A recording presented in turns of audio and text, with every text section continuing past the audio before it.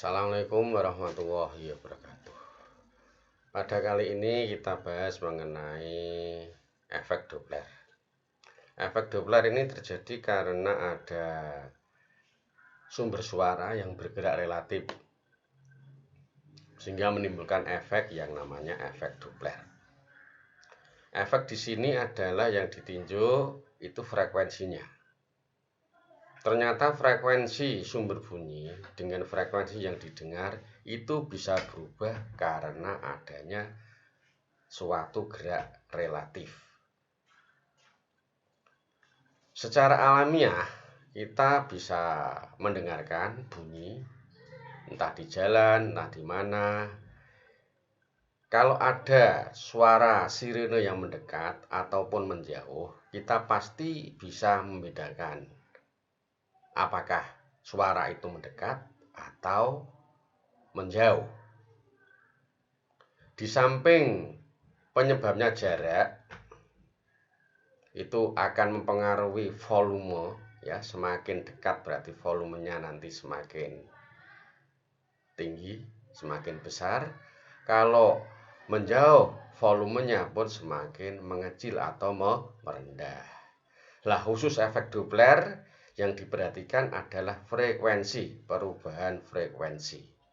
Jadi kalau semakin mendekat, itu frekuensinya akan semakin meningkat. Kalau semakin menjauh sumber bunyi itu, frekuensinya akan semakin menurun.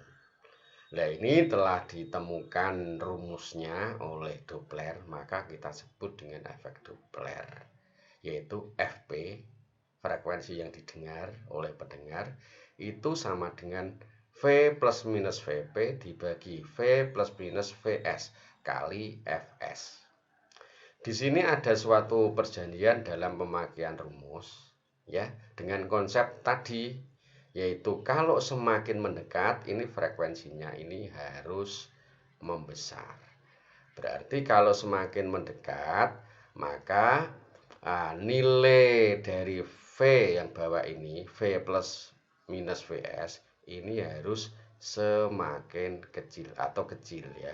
Jadi aturan matematika maka Vs-nya ini tandanya harus negatif.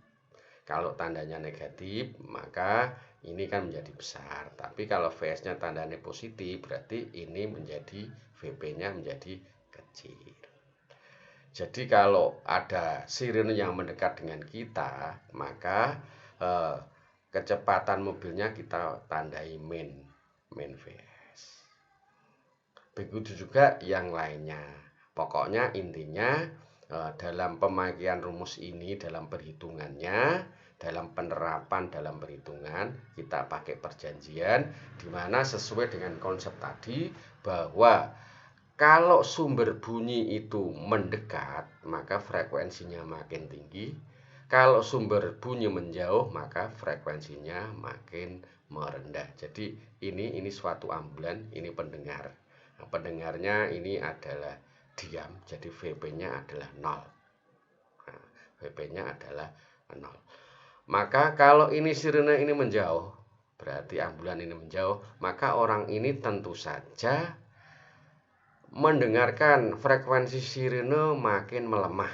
Begitu sebaliknya. Inilah yang disebut dengan efek Doppler.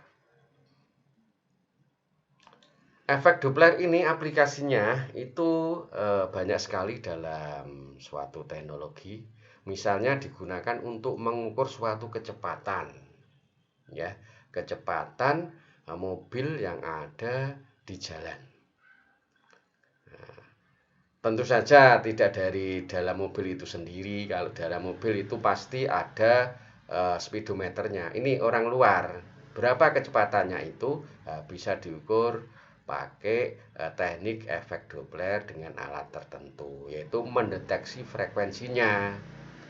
Ya, itu nanti akan kita peroleh berapa kecepatan yang terjadi. Ini penerapannya misalnya di jalan tol atau apa, itu kan ada pembatas kecepatan.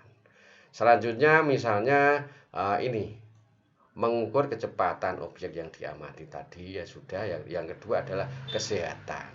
Ya, ini digunakan fenomena efek Doppler ini untuk mengukur kecepatan aliran darah dan karakteristik jaringan tisu secara akurat. Ya, ini pun memakai efek Doppler dengan menggunakan suara ultrasonik. Ya, selanjutnya adalah ini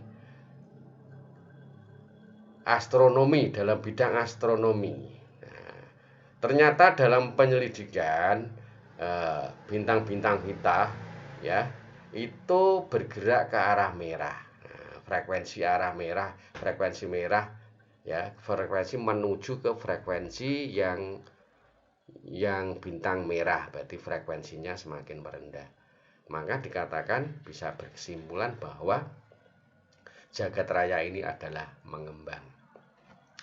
Demikianlah penjelasan singkat mengenai efek Doppler ya, kita akhiri. Wassalamualaikum warahmatullahi wabarakatuh.